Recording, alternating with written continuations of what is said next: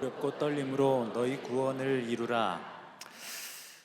우리나라의 90% 이상이 크리스찬이 사는 지역이 있습니다.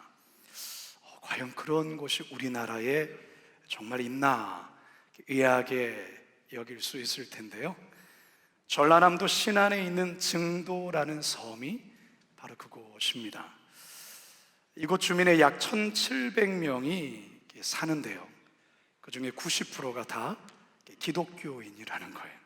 놀라운 일이죠. 저도 10년 전에 이곳에 직접 가보았습니다. 정말 섬이 아름답습니다. 혹시 기회가 된다면 여러분들도 꼭 한번 가보시면 좋을 곳입니다. 이 증도를 가리켜서 천사의 섬이라고도 부릅니다. 왜 천사의 섬이라고 부르는가?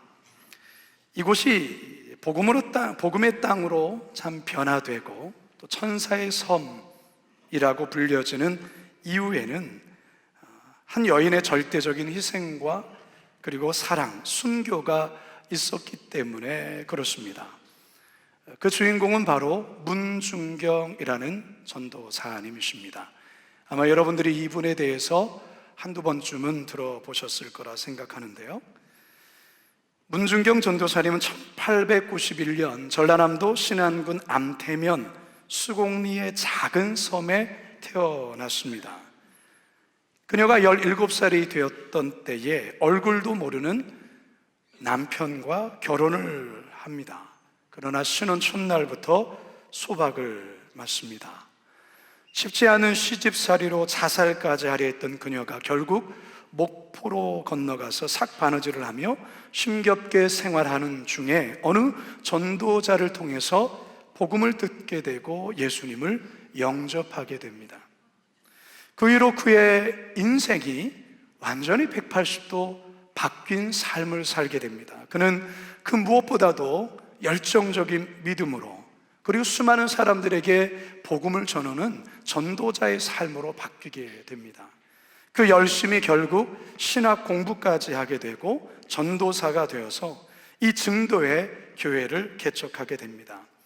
증도에만 모두 11개의 교회를 세우고 신안 일대까지 합하면 이분에 의해 개척한 교회가 무려 100여 곳이나 된다고 합니다. 정말 놀라운 일이죠.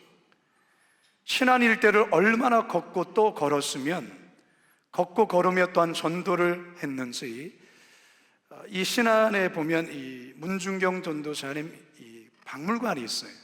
거기에 그런 내용이 적혀 있는데요, 1년에 고무신 9컬레가 달아서 받고 신을 정도다라고 했어요.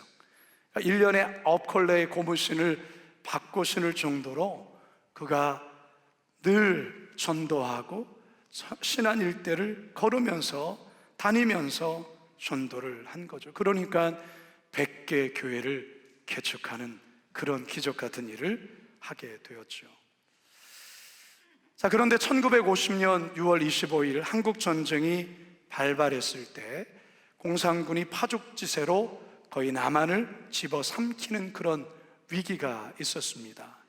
그런데 9월 15일 메가다 정권의 인천 상륙작전으로 전세가 역전이 되어서 북한군이 퇴각하게 되는데요, 북한군이 장악했던 이 증동리에도 이제 국군이 들어온다는 소식에 이 아기에 찬 이 공산당들이 그 마을 주민들 그리고 특별히 교인들 증도에 있는 바닷가 모래사장으로 끌고 와서는 한 사람씩 단도로 내리쳐 죽이는 만행을 저지르게 됩니다. 이때 문중경 전도사님도 끌려왔고 그의 수양딸이라 여겼던 백정희 전도사님도 함께 끌려오게 되는데요, 이 공산당들이 이 문중경 전도사님을 보자 새끼를 마니까 씨암탉이 왔다.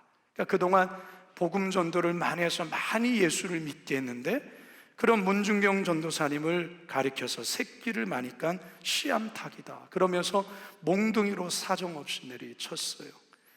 피투성이가 되어 죽어가던 이 문중경 전도사님이 마지막으로 그들에게 애원하며 한 가지를 부탁하는 것은 그 수양딸 백정희 전도사만큼은 살려달라고 부탁을 합니다. 그러면서 마지막으로 아버지여 내 영혼을 받으소서라는 말을 남기고 결국 총에 맞아 59세의 나이로 순교하게 됩니다. 지금 화면에 보여드리는 이 사진이 바로 문중경 전도사님의 순교 기념비입니다. 문 전도사님이 순교하고 나서 이후에 피로 범벅이 된 바닷가 모래를 성도들이 실어 와서 바로 이 예배당을 건축했다고 합니다. 사랑하는 성도 여러분, 순교의 피는 결국 증도의 섬마을을 변화시켜 대부분 모두가 다 예수를 믿는 마을로, 그런 지역으로 변화시켰을 뿐만 아니라 한국 교회의 이름만 대면 다 알만한 목사님들이 이 문중경 전도사님의 그 신앙의 영향 아래 배출되었다라는 거예요. 그 중에 한 분이 한국 CCC 창립자인 고 김준곤 목사님이 해당되고요, 크리스천 치유 연구원의 정태기 목사님을 비롯해서 이 증도에 또한 이 문중경 전도사님의 영향을 통해서 지금까지 나온 목회자만도 100명이 넘는다고 합니다. 한 여인의 이 영향력이 이렇다라는 것이죠. 2013년도에 이 증도에 이 문중경 전도사님 순교 기념관이 세워졌는데요, 거기에 이러한 성경 글씨가 쓰여 있습니다. 밀알 하나가 땅에 떨어져 죽지 아니하면 한 알 그대로 있고 죽으면 많은 열매를 맺느니라. 밀알 하나가 땅에 떨어져 죽었기 때문에 그 속에서 많은 열매들이 맺히게 되었다. 이게 바로 하나님 나라의 원리이죠. 사랑하는 성도 여러분, 교회는 어떻게 세워지는 걸까요? 교회는 순교의 피 속에 세워지는 것입니다. 교회는 성도들의 눈물과 기도와 헌신과 그 누군가의 순교에 의해서 교회가 세워지는 거예요. 초대교회가 그랬고 이 한국교회도 사실 그렇습니다. 오늘 우리가 대하는 이 빌립보서의 이 빌립보 교회도 마찬가지입니다.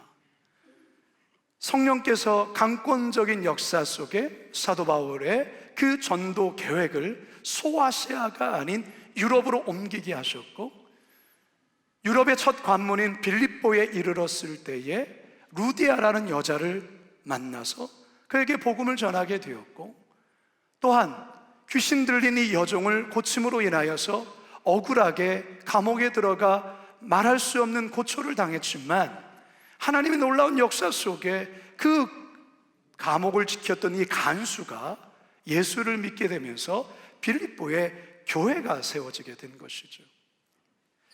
그러니까 이 교회는 하나님의 놀라운 역사 속에, 그리고 하나님의 그 놀라운 계획 속에, 그리고 수많은 이들의 눈물과 헌신과 기도와 순교 속에 이 교회는 세워진다는 거예요. 우리 교회도 마찬가지입니다. 우리 교회가 창립 28주년을 맞이했습니다. 우리 교회 또한도 우리 초창기 이 교회를 개척하시고 세우신 정성진 목사님과 그 초창기 때에 함께했던 많은 믿음의 성도들의 헌신과 눈물과 땀 속에 이 교회가 개척되어 세워졌고 28년 동안 하나님께서 이 교회를 든든하게 지금까지 세워 오셨다라는 사실입니다. 따라서 하나님의 몸된 교회를 끝까지 하나님이 기뻐하시는 교회로 세워가야 될 책임이 여기 서 있는 저와 앉아있는 여러분들에게 있다라는 사실이에요. 하나님이 기뻐하시는 교회, 하나님이 이 시대 가운데 그 마음속에 있는 바로 그 교회를 우리 거룩한 빛 광성교회가 시대가 어떠하든 간에, 상황이 어떠든 간에 하나님이 기뻐하시는 그 교회로 세워가야 될 줄로 믿습니다.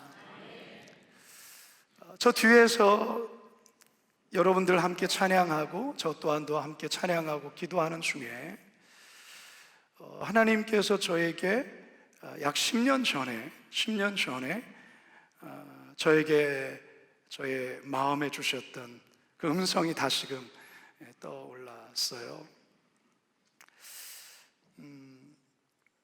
하나님께서 이 금요 기도를 얼마나 기뻐하시냐면, 하나님께서 저에게 이 금요 기도는 세상을 향한 다윗의 물맷돌이라고 저에게 말씀해 주신 적이 있어요. 하나님, 어떻게 무엇으로 목회를 해야 됩니까? 라고 했었을 때에 하나님이 저에게 말씀해 주신 것은 바로 금요 기도회였어요. 세상의 어떤 방법과 기술과 그 어떤 전략과 그 어떤 탁월함이 아니라 금요일 밤에 모여서 하나님 앞에 엎드려 기도하는 그 기도를 내가 사용할 것이라고 말씀하셨어요. 내가 그 기도를 통해서 너의 교회를 부흥케 할 것이고, 내가 그 기도를 통하여서 내가 너의 목회 가운데 함께 할 것이고, 그러하기에 너는 두려워하지 말라. 제가 처음 충주에 갔을 때도 하나님께서 저의 마음 가운데에 주셨던 것이 바로 금요 기도회였어요. 그리고 이곳에 거룩한 빛 광성교회 부임해서 왔을 때도 하나님께서 저에게 주신 것은 바로 이 자리에서 무릎 꿇고 기도하라는 것이었습니다. 제가 올해로 우리 교회에 온 지 7년이 됩니다. 저는 7년 동안 특별한 일이 아니면 저는 금요 기도회를 늘 이 자리에서 무릎을 꿇고 지켜왔습니다. 앞으로도 그럴 것입니다. 왜냐하면 이 교회를 이끌어 가시고 움직이는 것은 사람의 그 어떤 탁월함이 아니라, 한 목회자의 어떤 탁월함이 아니라 바로 무릎 꿇음에 있기 때문에 그렇습니다. 오늘 이 자리에 오신 여러분들 또한도 그 사실을 믿기 때문에 오늘이 금요일 날 피곤하기도 하고 집에 쉬고 싶기도 하고 다른 일 볼 수도 있지만 다른 모든 것을 다 제쳐두고 오늘 이 자리에 나와 하나님 앞에 기도하는 줄로 믿습니다. 하나님께서 기뻐하시는 교회를 세워야 되지만 어둠의 영들, 사단은 항상 교회를 흔들려고 오만 가지 방법을 다 사용해 교회를 흔들어댑니다.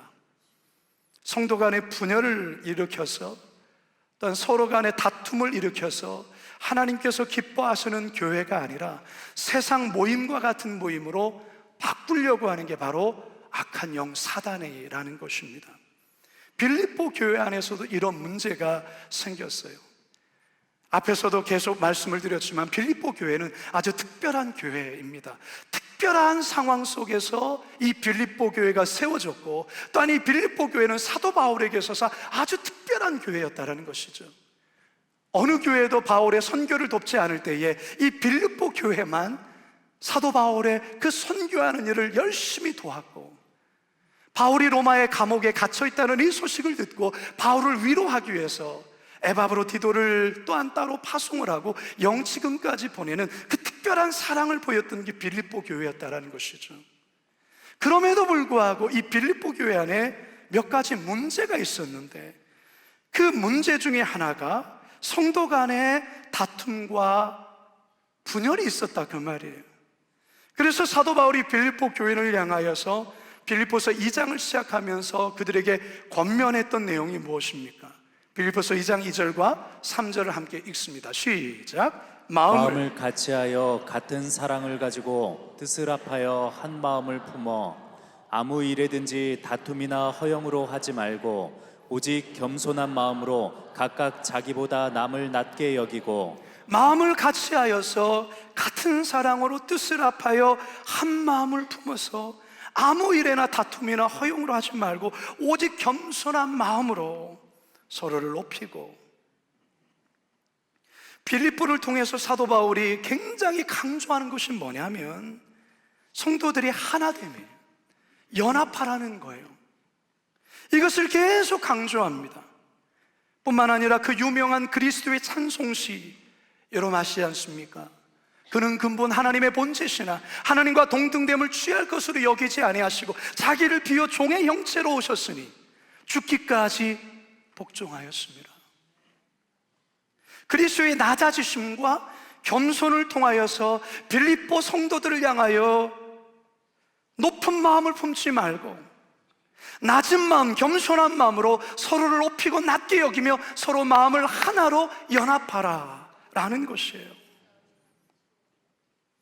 그러면서 오늘 우리가 읽은 이 본문에서 오늘 두 번째 권면을 합니다. 두 번째 권면이 무엇인가? 자, 12절을 함께 읽어봅니다. 시작. 그러므로 나의 사랑하는 자들아, 너희가 나 있을 때뿐 아니라 더욱 지금 나 없을 때에도 항상 복종하여 두렵고 떨림으로 너희 구원을 이루라. 여기서 우리가 눈여겨봐야 될 말씀이 바로 두렵고 떨림으로 너희 구원을 이루라, 이 말씀이에요. 두렵고 떨림으로 너희 구원을 이루라. 이게 무슨 말일까? 우리는 흔히 구원하면 예수님을 믿음으로 말미암아 죄 사함을 받아 그리고 이후에 죽어서 천국에 간다라는 그 구원을 생각합니다. 맞아요. 그게 구원 맞아요. 하지만 이것만을 구원이라 생각해서는 안 돼요. 구원에는 두 가지 측면의 구원이 있습니다. 첫 번째 구원은 방금 말씀드린 대로 이 구원이에요. 예수님을 믿고 죄사함을 받아서 우리가 죽으면 우리는 천국에 간다라는 것이죠. 이 구원은 바로 칭의적 측면의 구원이라고 말하는 거예요. 칭의적 측면의 구원. 그러나 또 하나의 구원이 있어요. 그것은 뭐냐면 성화적 측면의 구원이라는 거예요. 성화적 측면의 구원. 이 말은 날마다 삶의 현장에서 성령님의 이끄심 속에 순종하며 예수님을 닮아가려고 고군분투하는 삶, 이것이 바로 성화적 측면에서의 구원이에요. 그런데 이 구원은 단 한순간에 되는 것이 아니에요. 이것은 날마다 이루어가야 되는 거예요. 언제 그 구원이 완성되는가? 그것은 우리가 그리스도 앞에 서는 그날이 될 거예요. 주님 앞에 서는 그날. 그러니까 주님 앞에 서는 그날의 완성을 위해서 우리는 오늘도 그 구원을 이루어가야 된다라는 것이죠. 따라서 우리가 구원을 이야기할 때 나는 지금 구원받았어 라는 말과 동시에 나는 구원을 계속 이루어가야 해 라는 말이 함께 있다는 것을 우리는 기억해야 하는 것입니다. 그래서 12절 끝에 이루라, 이루라, 이 헬러 단어의 시제를 보면 명령형 현재 시제로 쓰여 있어요. 구원이 완성될 때까지 나태하지 말고 영적 성숙을 계속 현재 이루어 가야 한다라는 뜻이라는 것이죠. 계속해서 13절을 우리가 함께 읽어볼까요? 시작. 너희 안에서 행하시는 이는 하나님이시니 자기의 기쁘신 뜻을 위하여 너희에게 소원을 두고 행하게 하시나니. 이게 무슨 말입니까? 하나님께서 자신의 어떤 기뻐하는 뜻을 이룰 때에 우리에게 소원의 마음을 주신대요. 우리에게 그 소원의 마음을 주시고 그 소원의 마음을 통하여서 당신의 기뻐하시는 일을 우리를 통해서 행하신다, 그 말이에요. 자, 그런데 이 13절의 말씀에 중요한 포인트가 하나가 있어요. 우리 한글 성경에는 그게 안 나와 있지만 헬라 원문에는 가르라는 단어가 있어요. 이 문장 제일 앞에, 너희 안에서라는 이 문장 앞에 가르라는 헬라 단어가 있어요. 이 가르가 어떤 의미냐면 이것은 이유와 원인을 나타내는 접속사예요. 다시 말해서 왜냐하면이라는 뜻이에요. 그러니까 이 13절을 읽을 때 우리는 어떻게 읽어야 되냐면 왜냐하면 너희 안에서 행하시는 이는 하나님이시니 자기의 기쁘신 뜻을 위하여 너에게 소원을 두고 행하게 하시나니 라고 여러분은 이 말씀을 이해를 하셔야 돼요. 다시 말해서 이 13절의 이 말은 12절에 대한 이유와 원인을 알려주는 말인데요, 성도가 두렵고 떨림으로 구원을 이루어 나가야 하는 이유는 하나님께서 그들 안에서 그의 기쁘신 뜻을 위하여 소원을 두고 행하게 하시기 때문입니다 라는 의미예요. 다시 말해 이런 거예요. 하나님께서 당신의 일을 당신의 자녀들 통해서 이루시는데, 그런데 그 기쁘신 뜻을 행하실 때 당신의 자녀들의 마음에 선한 소원과 선한 바람을 먼저 넣어주시고 그들로 하여금 하나님의 기뻐하시는 일들을 행하게 하신다라는 것이죠. 그런데 그 선한 소원을 아무에게 주시는 것이 아니라 두렵고 떨림으로 성령 안에서 날마다 그 구원을 이루어가는 자를 통해서 그 일을 행하신다, 그 말이에요. 이해하셨어요? 무슨 말인지? 하나님께서는 당신의 일을 천사를 통해 일하지 않아요. 하나님께서 선교하는 일을 천사들을 보내서 선교하지 않아요. 사람을 통해서 일하세요. 저와 여러분을 통해서 일하신다, 그 말이에요. 그런데 아무에게나 그 일을 맡기지 않아요. 하나님께서 그 사람에게 당신의 선한 마음을 넣어주세요. 내가 이 일을 위해서 내 삶을 드려야 되겠다. 내가 이 일을 위해서 나의 삶의 한 부분을 하나님께 헌신해야 되겠다라는 그런 선한 마음을 일으키신다라는 거예요. 근데 그 선한 마음을 일으키실 때 아무에게나 그거를 주는 게 아니라 두렵고 떨림으로 그 구원을 이루는 자에게 그 마음을 넣어주신다는 거예요. 그래서 그 마음을 넣어준 그를 통하여 하나님이 기뻐하시는 일들을 해내게 한다는 것입니다. 할렐루야. 그러니까 다툼과 분열이 있는 곳에서는 하나님의 선한 역사가 있을 수 없는 거죠. 오히려 마귀들이 기뻐하고 악한 역사들이 나타나는 거예요.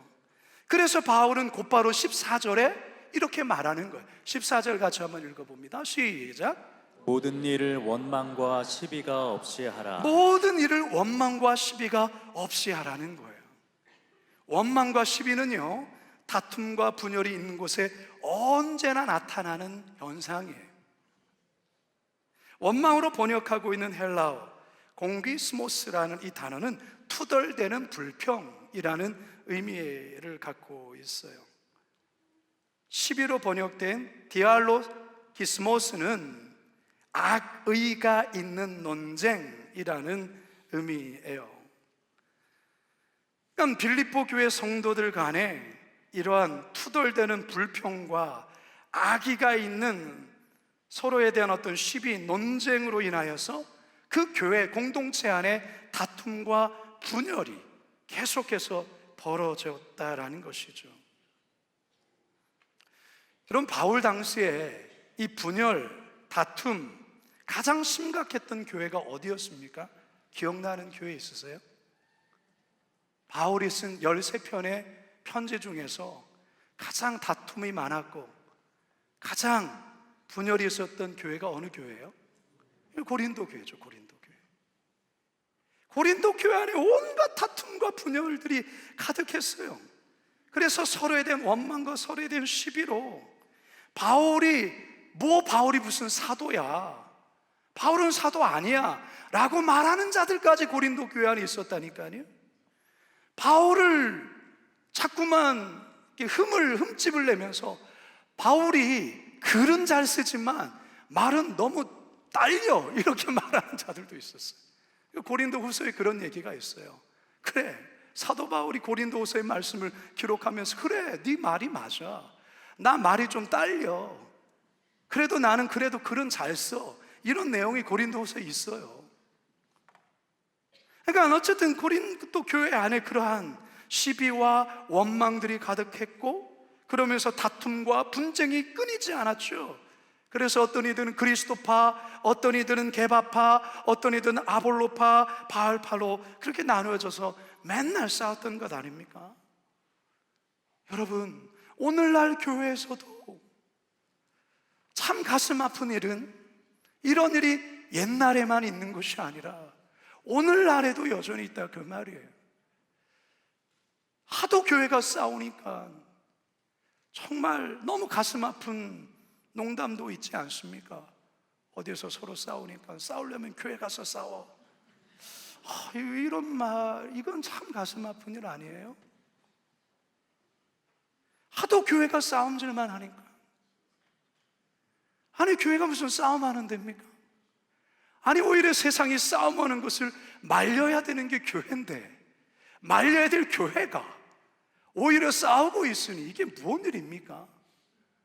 목사님과 장로님들 간에, 장로님과 성도들 간에. 우리 교회는 그렇지 않아요. 우리 교회는 너무 감사한 거죠. 우리 교회만큼 다툼이 없는 교회가 어디 있습니까? 여러분, 물론 우리가 살아가는 이 세상 속에 있는 교회는, 완전한 교회는 단 한 교회도 존재하지 않아요. 여러분들이 가장 이상적인 교회라고 머리에 떠오르는 교회가 어느 교회일지는 모르겠지만 거룩한 빛 광성교회가 될 줄로 믿습니다. 뭐 나름의 교회들이 있지 않겠어요? 그러나 겉으로 볼 때는 참 은혜롭게 보이고 모든 게 다 완전해 보이고 안 그렇다니까요. 속에 들어가서 보면 다 허물도 있고 연약함이 있는 거예요. 근데 뭐가 다르냐? 좋은 교회와 좋지 않은 교회가 뭐가 다르냐? 다툼이 없고 싸움이 전혀 없고 갈등이 전혀 없고 그런 교회는 세상에 존재하지 않아요. 천국에만 존재해요. 근데 어떤 교회가 좋은 교회고 어떤 교회가 좋지 않은 교회냐면 그러한 어떤 일로 인해서 어떠한 다툼이 있을 수 있고 불평이 있을 수 있는데 성숙한 교회는 그런 문제들을 함께 끌어안고 기도하고 인내하고 사랑하고 용납함으로 그 문제를 조금씩 진화하고 그것을 불을 꺼뜨리면서 결국에는 교회를 평온케 하는 교회가 좋은 교회이고, 똑같은 문제와 갈등이 발생했는데 그것을 더 부채질하면서 그래 맞아 그 사람 그래 그렇게 말을 옮기고 서로 더 불을 막 일으켜서 결국에는 공동체를 너무 어렵게 만드는 교회가 건강하지 않고 미성숙한 교회다 그 말이에요.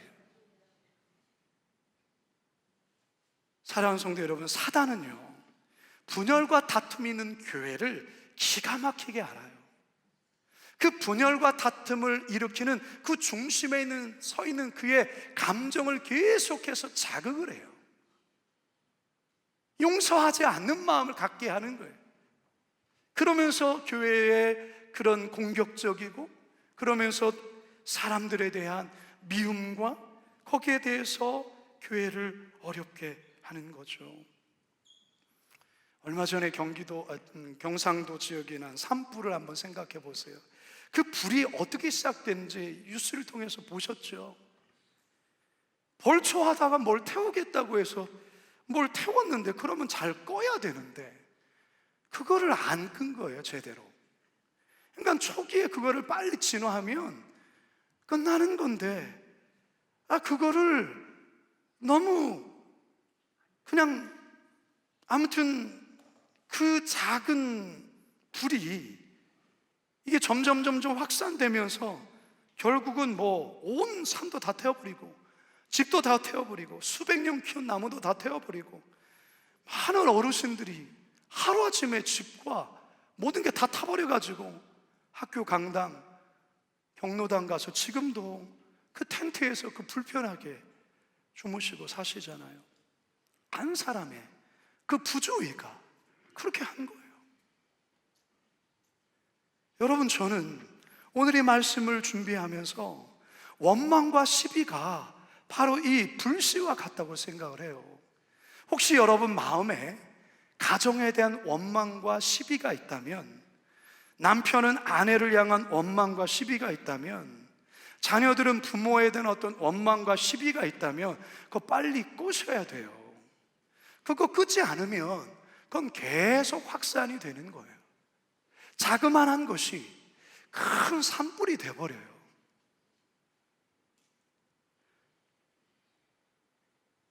사랑하는 여러분, 교회 공동체는 세상과는 달라야 돼요. 세상이 자그마한 일로 서로 내 편, 네 편, 서로 다투고 서로가 분열하고 서로 그러할 때 교회는 세상을 따라가면 안 돼요. 교회는 세상을 구원해야 될 사명을 갖고 있는 그런 방주와 같은 곳이에요. 어두운 세상에 빛을 비춰야 하는, 죽어가는 영혼을 살려야 되는 아주 중요한 사명이 교회에 있단 말이에요. 세상에 어떤 구제단체가 영혼을 구원하는 일을 감당할 수 없어요. 감당할 수도 없어요. 세상을 구원하고 영혼을 구원하는 일은 교회만 할 수 있는 거예요. 교회가 구제도 할 수 있고, 다문화에 있는 여러 사역도 할 수도 있고, 그리고 학교도 할 수 있고, 다양한 사역을 많이 할 수 있어요. 세상도 그런 사역을 다 해요. 그러나 세상이 절대로 흉내낼 수 없는 일은 뭐냐면 바로 영혼을 구원하는 일이에요. 영혼을 구원하는 일은 교회만 할 수 있는 거예요. 그래서 영혼 구원의 일을 하나님께서 교회에 맡기신 거예요. 그런데 이 일을 하기에도 시간이 모자랄 판인데 왜 서로 다투고 분열되고 서로 싸우며 새 가족이 등록했을 때에 그런 교회를 보고 시험에 들어서 난 다시는 교회 안 간다, 이런 성도들이 그런 얘기를 들을 때가 있어요. 어느 분이 우리 교회에 와서 등록을 하셨는데 어느 날 자기 부모님을 설득해서 교회를 나갔는데 교회에서 막 싸우는, 그 이후로 그 부모님, 야, 교회가 저런 곳이면 나는 안 가. 누가 저들의 구원을 막는 거예요? 교회가 결국은 다툼과 분열이 일어날 때 그러는 거예요. 사랑하는 성도 여러분, 우리 교회가 세상 속에서 어떤 역할을 해야 됩니까? 빛의 역할을 감당해야 되는 거예요. 15절 같이 한번 다 같이 읽겠습니다. 시작. 이는 너희가 흠이 없고 순전하여 어그러지고 거스르는 세대 가운데서 하나님의 흠 없는 자녀로 세상에서 그들 가운데 빛들로 나타내며, 세상 가운데 빛들로 나타나야 된다라는 것이죠. 사도 바울에게 빌립보 교회는 참 고마운 교회라고 했습니다. 빌립보 교회 성도들은 바울에게 큰 자랑이었어요. 바울은 교회를 이야기할 때마다 이 빌립보 교회에 대해서 자랑을 많이 했어요. 그만큼 바울에게 빌립보 교회는 아주 애정이 많고 사랑했기 때문에 그렇습니다.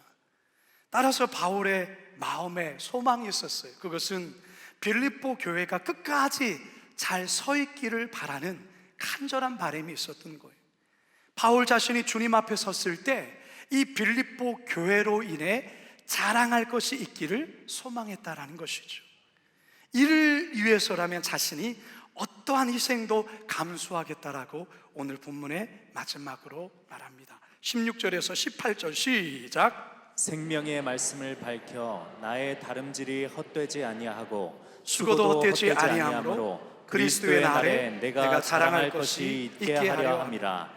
만일 너희 믿음의 재물과 섬김 위에 내가 나를 전제로 드릴지라도 나는 기뻐하고 너희 무리와 함께 기뻐하리니 이와 같이 너희도 기뻐하고 나와 함께 기뻐하라. 아멘. 이제 말씀을 마무리하려고 합니다. 빌립보 교회를 향한 바울의 마음이 아주 애틋합니다. 빌립보 성도들이 자신을 잘 섬기고 또 좋은 일을 많이 하지만 그들 안에 하나 되지 못하고 원망과 시비가 있는 것에 대한 아픈 마음이 있었어요. 그래서 바울은 너희가 두렵고 떨림으로 너희 구원을 이뤄가야 한다라고 권면하고 있는 것입니다. 그래야 하나님이 기뻐하시는 뜻이 빌립보 교회 성도들의 삶을 통해서 계속 이루어지게 될 것이고, 마지막 날에 내가 주님 앞에 섰을 때 너희로 말미암아 내가 자랑할 것이 있게 될 것이라고 말하고 있습니다. 사랑하는 여러분, 우리 거룩한 빛 광성교회를 우리 하나님이 사랑하십니다. 여러분 그거 아시죠? 저는 많이 느껴요. 하나님께서 우리 교회를 통해서 지금까지도 많은 사역들을 해오셨지만 앞으로도 더 귀하고 놀라운 일들을 해가실 줄로 믿습니다. 우리 안에 그 착한 마음, 선한 마음을 넣어주실 것이고, 그 선한 마음을 품고 있는 자들을 통해서 하나님께서 기뻐하시는 그 일들을 결국 해내게 하실 거예요. 그러기 위해서 중요한 것이 있습니다.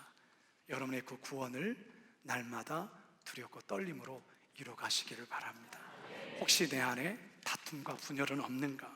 내 안에 원망과 시비가 없는가? 혹시 그것이 있는 것을 발견한다면 오늘 주님 앞에 회개하심으로, 용납하심으로, 용서하심으로 그 불씨를 꺼트리시길 바랍니다.